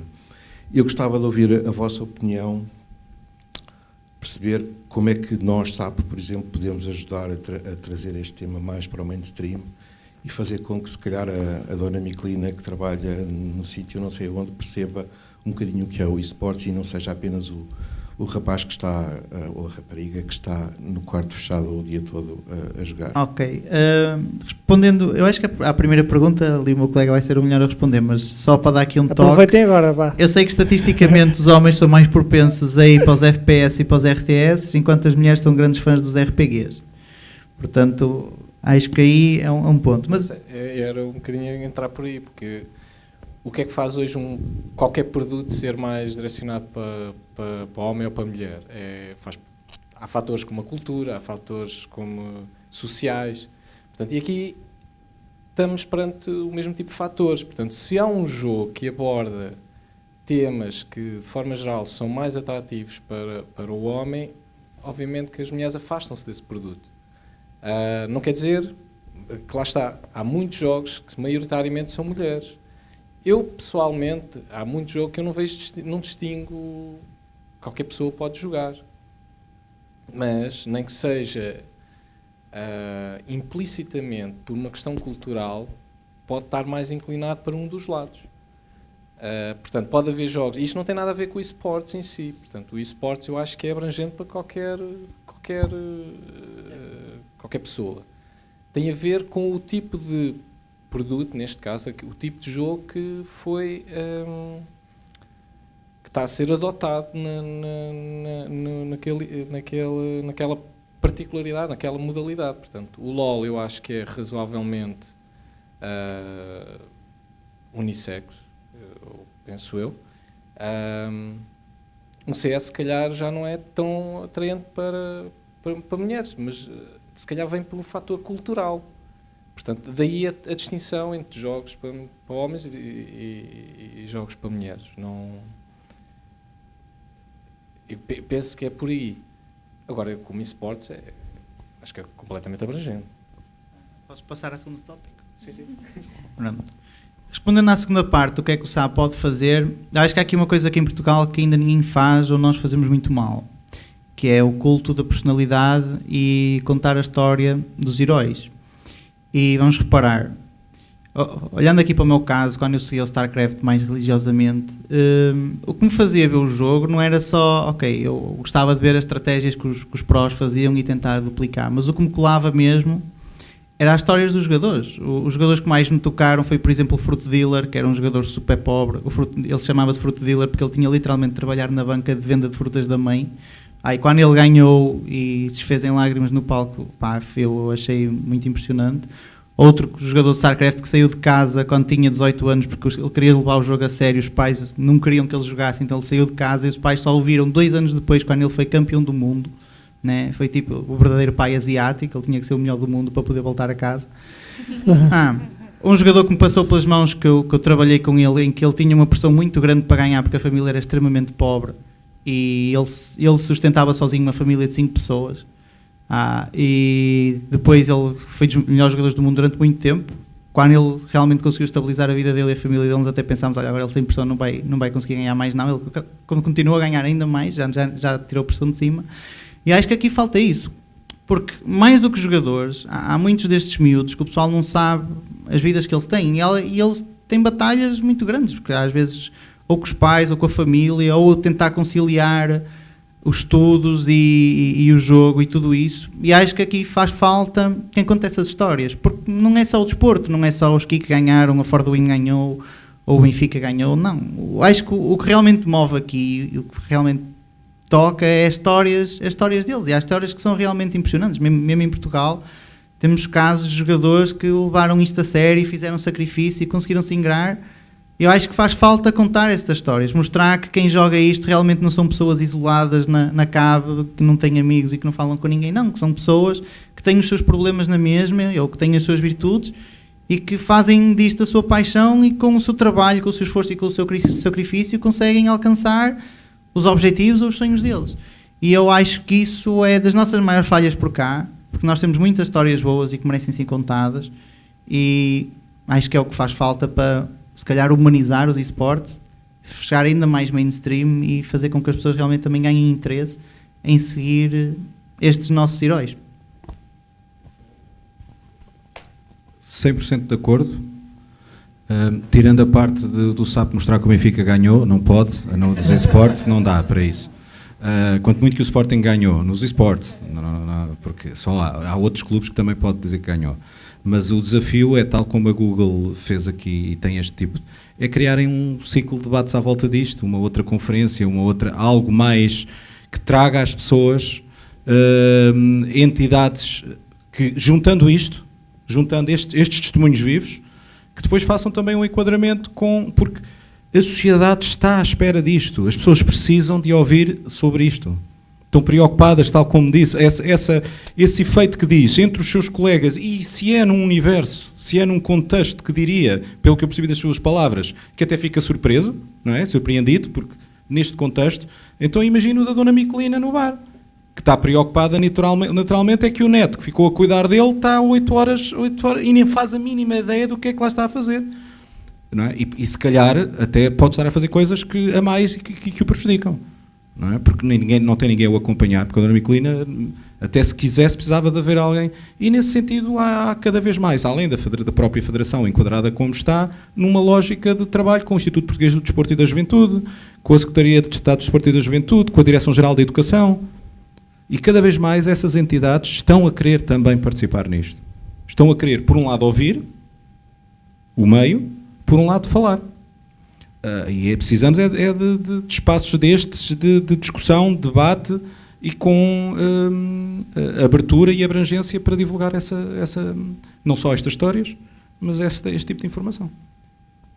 Muito bem, eu acho que era este o ponto que gostaria que o debate tivesse chegado, que é cada um de nós mostrar a sua disponibilidade para ajudar a alavancar e a tapar aqueles mitos que, como começamos quase a conversa, né?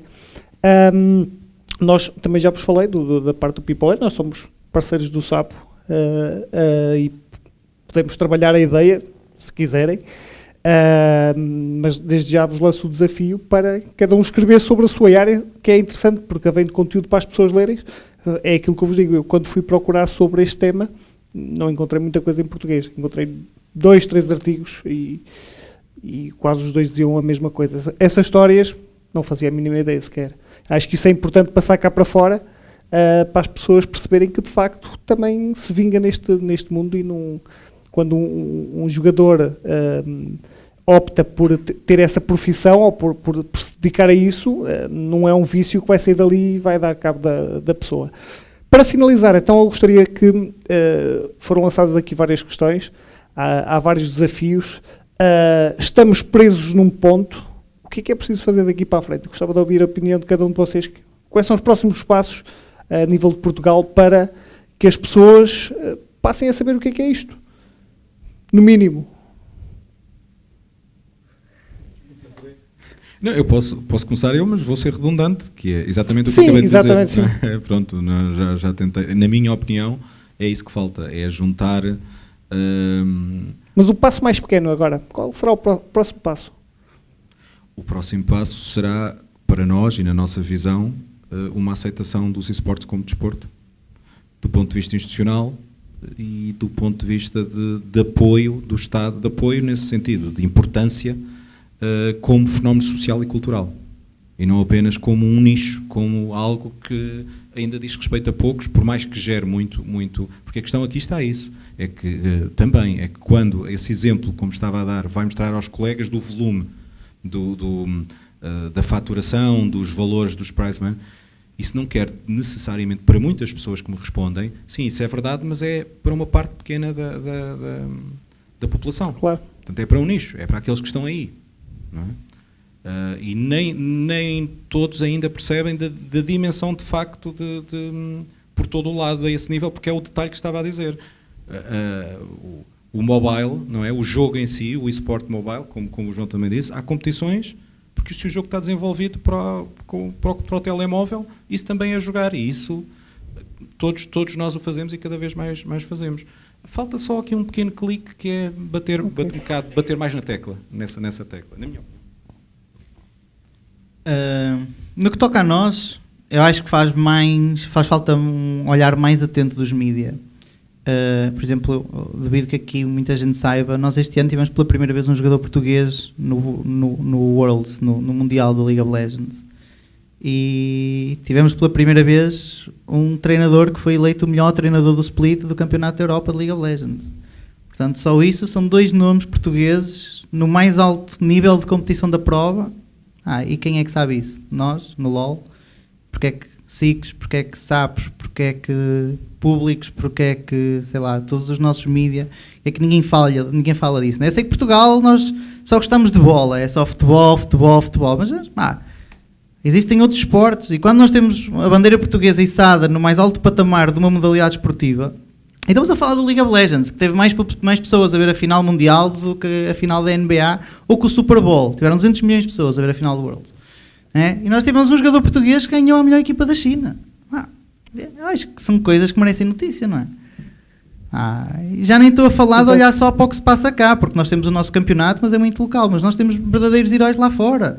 Nós tivemos uma lenda nos FPS, que muita pouca gente se calhar conhece o nome do Hypno, o Gaspar Machado, foi dos melhores jogadores de FPS do mundo. Ele era dos melhores jogadores de Unreal, o melhor jogador de Quake. Ele qualquer FPS que pegava no fosse fast-paced, ele limpava tudo. Eu tinha aqui 2 jogadores, mas poucas não são lendas. esses. Temos o Fox no CS, né? Se calhar FIFA o nome 19 e GT Sport, também 2 em alta. Finais de 2 importantes competições. Certo. O Continental Cup 2018. Mas, como eu estava a dizer, eu acho que os mídia têm que olhar para isto. Nós somos um país Vamos pequeno. a isso. Nós sempre fomos um país pequeno, mas nós temos o Ronaldo, caralho.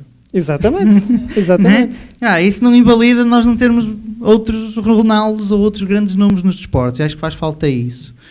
E depois faz falta haver, se calhar, um bocado mais cultura deste desporto em si, né? Levar isto mais a sério. Isto já não é uma brincadeira. Nós só a nível de Portugal, por exemplo, nós temos 30 mil euros em prémios, já não é brincadeira. Damos acesso a mais de 300 mil euros das provas europeias, não é brincadeira ainda. E acho que faz falta as equipas levarem isso a sério, levar as outras modalidades a sério e serem profissionais. Os próprios jogadores também ter mais profissionalismo, mas isso são coisas que vão evoluindo ao longo dos tempos. Mas acho que acima de tudo é isso. Faz falta. Há abertura por parte das marcas em apoiarem aquelas marcas tradicionais, sei lá, uma Huawei, uma Samsung. Nós temos visto cada vez mais interesse das marcas no mercado. Acho que já temos muitas marcas que apostam, né?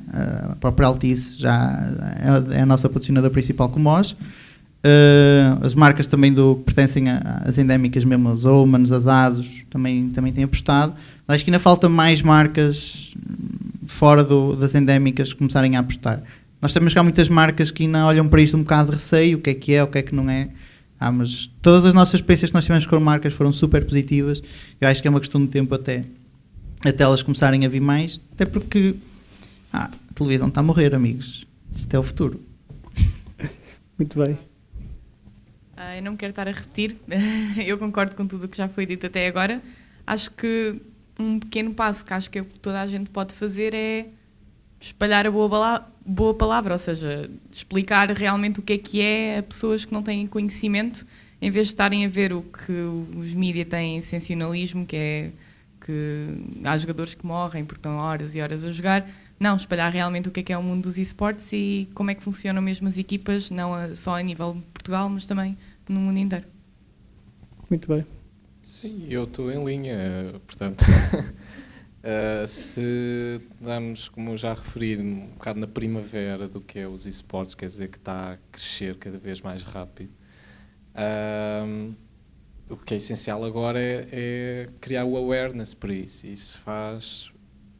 Quem está envolvido tem que fazer chegar a quem não conhece, e quem não conhece, principalmente na parte dos mídias que têm esse poder, a dar se calhar devida atenção. Portanto, isso cabe a todos tentar trabalhar e remar para esse lado. Portanto, em linha com o que já foi dito, eu acho que o próximo passo é continuar a promover e a explicar o que é, para como sociedade também compreenderem melhor.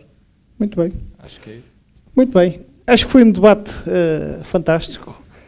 Debateram-se aqui várias partes deste novo desporto.